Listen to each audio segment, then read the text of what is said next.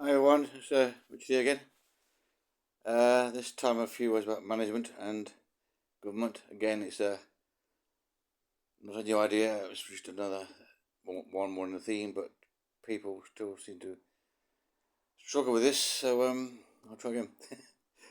So, management, what is that about? Well, it's basically about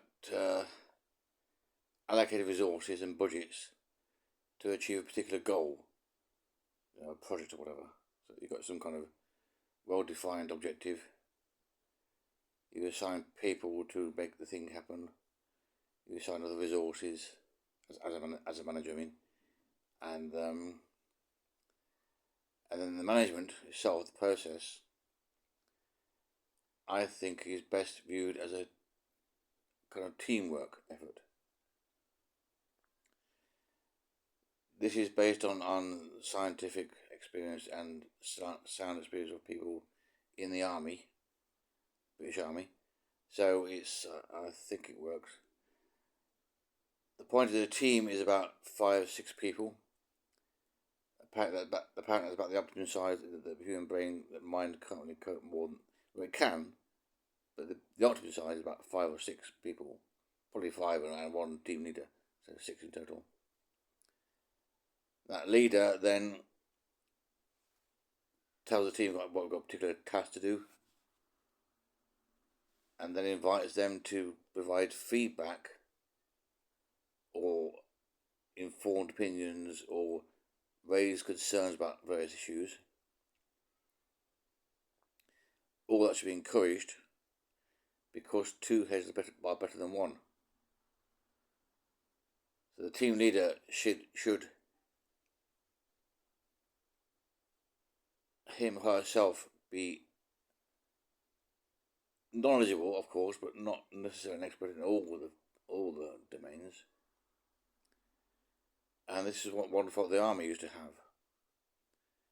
They followed the teamwork idea because their lives depended upon it. So they relied upon the junior, the privates or whatever to raise the alarm or maybe question some issue, or the sergeant may say, "Look, sir, this isn't going to work. Let's just we have to do it this way, not that way." Yeah. So it's all working together. But the army used to have a case where the officer had to be well versed in whatever he typically had to lead. He had to lead by example, basically. So the idea was that whatever you ask your junior people to do, you can do yourself, which makes some sense.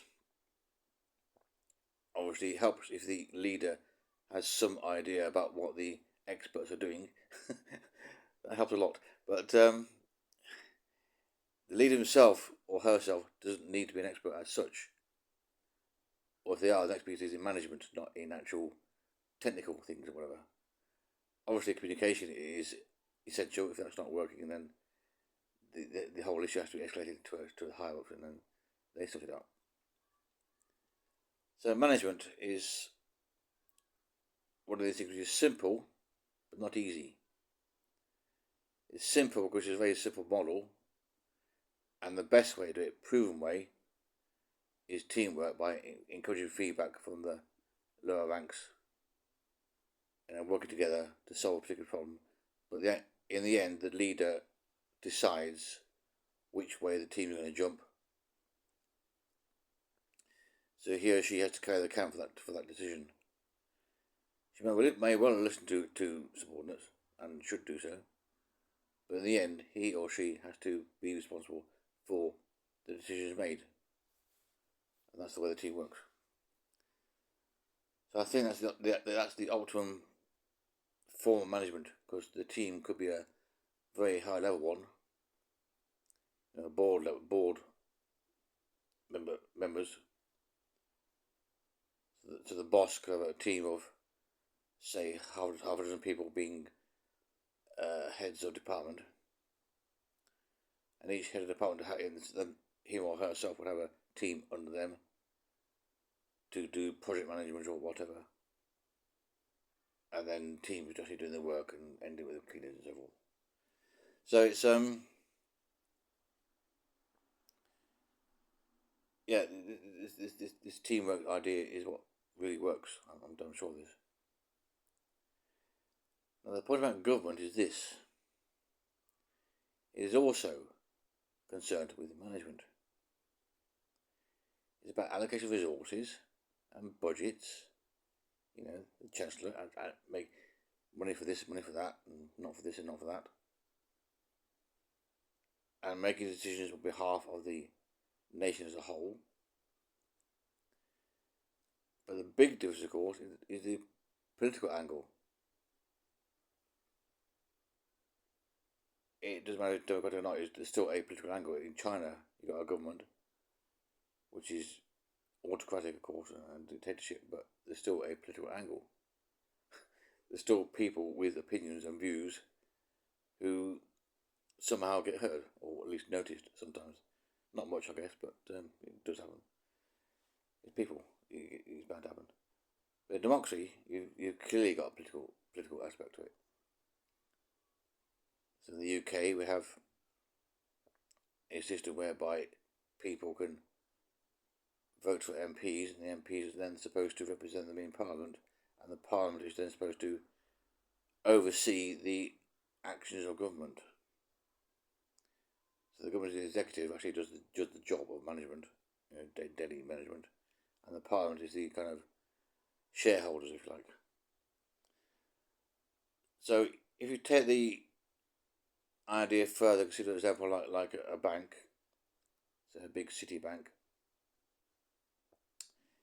that typically will have one person in charge at the top, the CEO. He or she will have a team of people, the board members, you know, who have their departments, heads of departments and so forth. Budgets will be set, and objectives and so forth, and in their case, they will have shareholders who overall direct, you know, the actual strategy of the bank or whatever. I'm not sure quite what say they have, but they have some say. They have meetings and they appoint people to the board and so forth, so they have some say in it. Now, try to imagine a situation where a bank had its shareholders changed. What do I say here? If you've got a system in government where it's actually assumed there are at least two parties. There's an official opposition built into the system in Parliament, an official opposition, now the Tories, right? And Labour is the new government. The Tories are expected to oppose the government, right? So if you see the government as the kind of the board of the corporation, and the Prime Minister is the CEO, the shareholders are then opposed to whatever the board is doing. And which could happen, of course. And in such cases, what happens is the board eventually collapses, the CEO just resigns or gets kicked out and gets a golden handshake and say bye-bye, but no thanks and all that stuff. And the same kind of thing happens in a political system. It may take a bit longer, but eventually, via the voting process, the current incumbent gets kicked out, and the new opposition, official opposition, gets put in place instead. You know, all that, everything changes. So, I think it's all rather crazy. You would not have this model of the shareholders being opposed to the management all the time. Sometimes, yes, that does happen, of course. But all the time? Officially? No way. Sorry about the noise. But the business would collapse. You couldn't cope with that all the time. The manager would be sniping people, sniping at the heels, and bad press and all this kind of stuff. It just wouldn't work.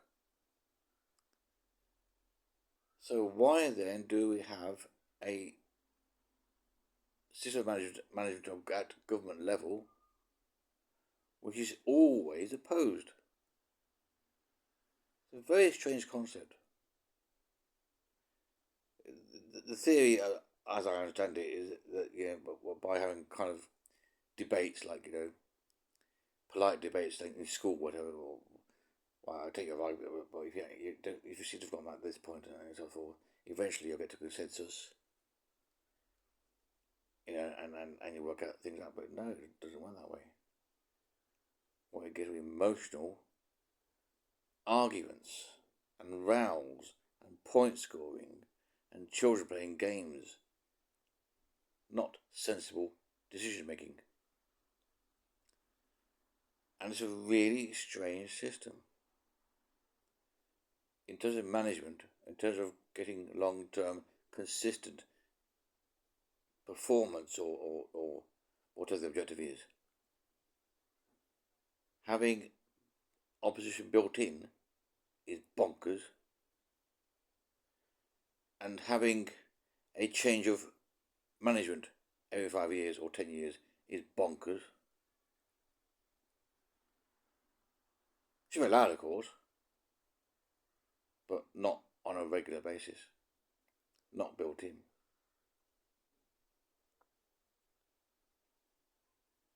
So the whole idea of having parties of partial representation is just sick. It's bound to result in conflict. It's bound to result in stress. Not good management, not sound long-term decisions which are supported by all. No. Short-term, short-sighted, selfish decisions. Even ones which are bad for the country just because they screw up Labour's chances. Like HS2, for example.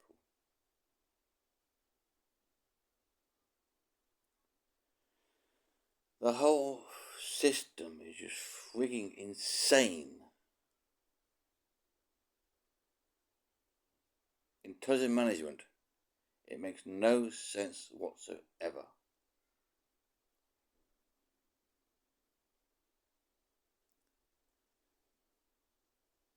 So, as I said before, I think we should have independent MPs only. Stuff the parties, we don't need them, they're just pointless. They just make matters worse, not better. They add nothing of value at all, just nothing at all. All they add is conflict and division and argument, that's all they add. And we then form a government in a much more sensible manner, which could be via random selection from a pool of MPs, or the Prime Minister being elected and then choosing the Cabinet to some extent, or some combination. It's all to be decided, but the principle of having a divided government, or system of government, or parliament, is insane. No way can that be good for any country at all. And I think the evidence is clear to see. The utter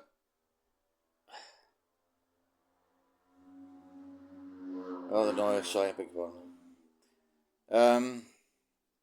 Yeah, the shit in the seas, rivers, the crookedness, the criminality, the corruption of the police, and all this stuff is just appalling.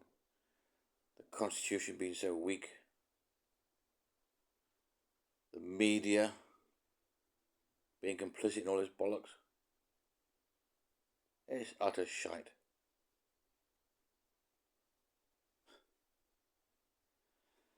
So, yeah, I hope those thoughts help you with your management issues, if you have any. Because the teamwork it is sensible. The army actually use themselves, not everywhere, but they do use it in some places. I know that for a fact, or they used to. And yeah, the politics is, well, there's bound to be some. It's obvious, but the way it's done is just crazy, bonkers, dumb. That's it. So, like, share, comment, please. Yeah, and discuss. Bye.